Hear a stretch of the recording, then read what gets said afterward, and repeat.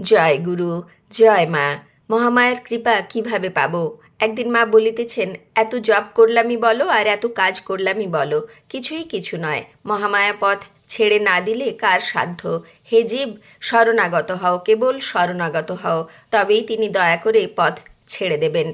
এই বলিয়া কামারপুকুরে অবস্থানকালে শ্রী শ্রী ঠাকুরের জীবনের একটি ঘটনা বললেন তিনি।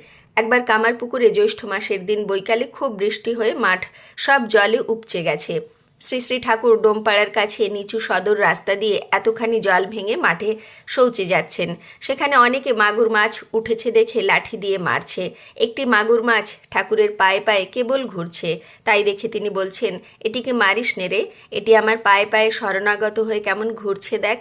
কেউ যদি পারিস তো একে পুকুরে ছেড়ে দিয়ে। তারপর নিজেই সেটিকে ছেড়ে দিয়ে সে বাড়িতে বলছেন, আহা, কেউ যদি এই রকম শরণাগত হয় তবেই সে রক্ষা পায়। জয় মা, জয় গুরু।